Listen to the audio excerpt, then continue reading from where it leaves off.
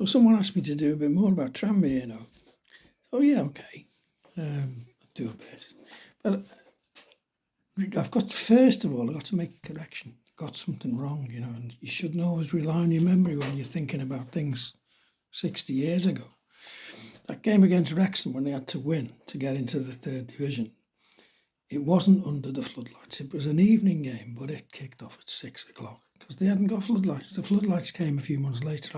I misremembered it. I thought they'd come the September before, but the September after.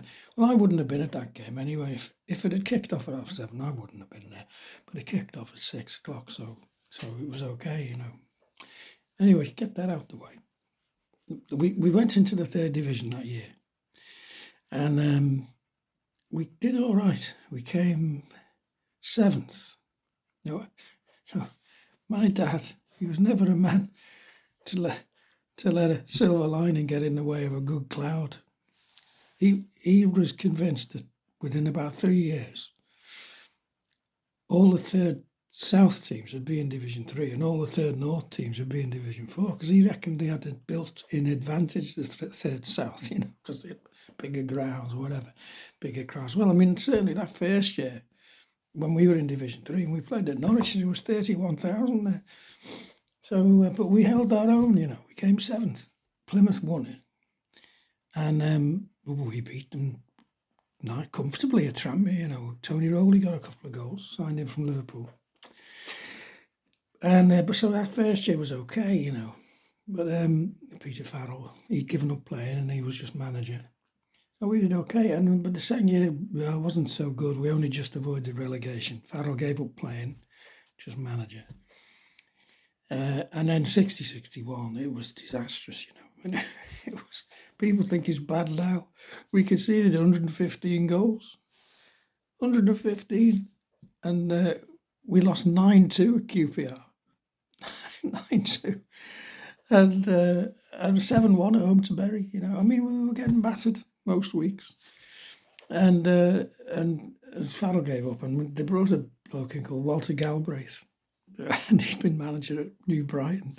But before that, he'd been at Accrington, and he'd done all right at Accrington. He nearly got them in Division 2. You know, they came second in third North one year.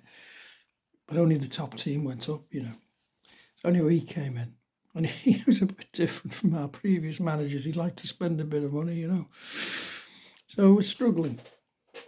And in early 61, I must have been, you know, he signed this bloke from Leeds, Jackie McGugan, and he spent £12,500. I don't know where they found the money for that. Anyway, £12,500 they spent. And no, McGugan came in, you know, and he'd been an under-21 international for, well, under-23 in those days for Scotland.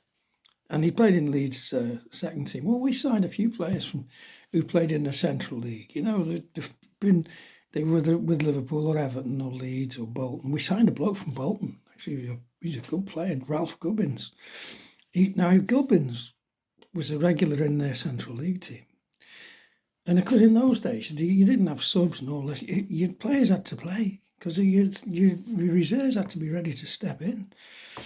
And Gubbins was Nat Lofthouse's deputy, you know. Nat, God, what a hard man he was. He was a Bevan boy, you know, down the mines. Remember Nat in that cup final against Man United? Old Harry Gregg catches the ball and Lofthouse goes, everything goes in the net, you know, goalkeeper, ball, a lot. Well, you could do that in those days. The goalie was fair game, you know. I mean, the goalie could run around with the ball. He had to bounce it every fourth step or something, but he could be charged. And so the goalie charged him back. I mean, it was a rough and tough game. And old Lofthouse, he was a hard man. So Gubbins got the odd game because Lofthouse wasn't often injured. But in the cup semi-final, he scored the goals that got them to Wembley. And then, of course, he's left out because Lofthouse is fit. So Gubbins came to us. And the first, he came into the side. We were already doomed, really, you know. But he scored a few goals. And then the following year in Division 4, he got loads, got over 20.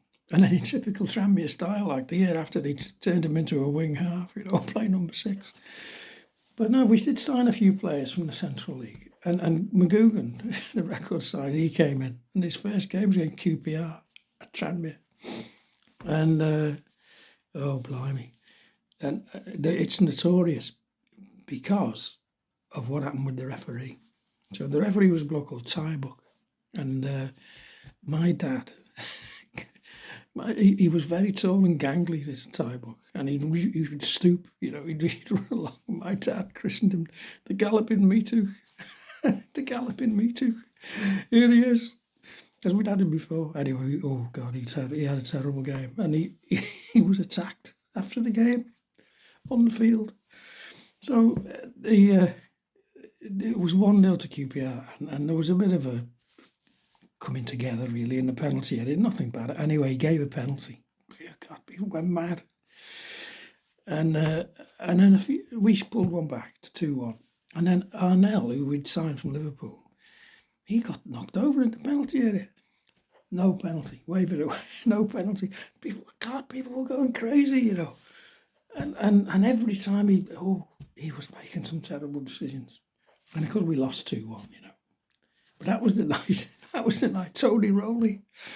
He was standing under the bar and he managed to put the ball over the top.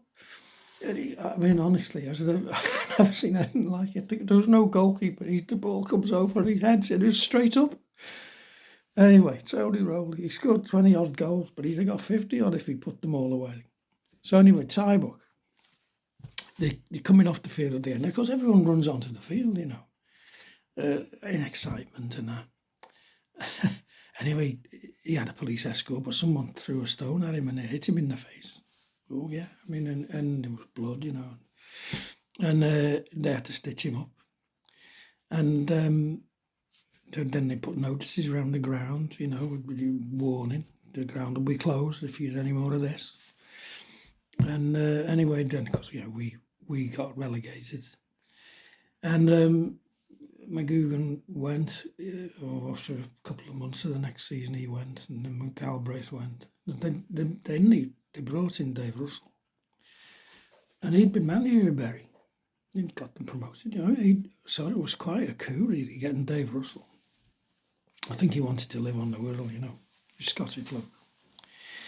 And he did a Shankly. He took the club by the scruff of the neck and he changed everything. He said, okay, we're not going to be red and we're not going to be blue. We're going to be Tranmere. We're going to play in white.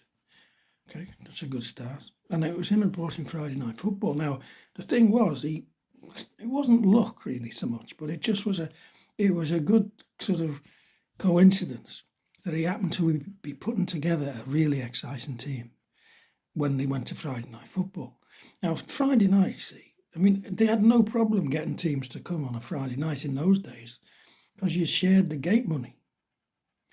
And so if you were like, I don't know, sort of Brighton or Reading or someone, or Gillingham, and it's quite a long way, you've got to come, on a Saturday or a Friday. And if you come on a Friday, you'll get a bit more money because the gate will be bigger. So there were only the odd team who held out against it, not many. But so they got good gates. Well, he was putting together this team, and he had John Manning, who had been a centre half, he'd come from Liverpool, and he turned him into a centre forward. And he'd brought in Barry Dyson, who he'd had at Bury, and then he already had Charlie McDonnell. And the three of them were like a goal-scoring machine, They all got over 20 goals.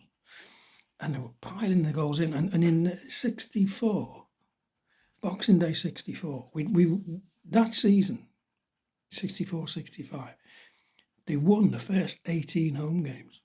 So our home record was 18-0-0.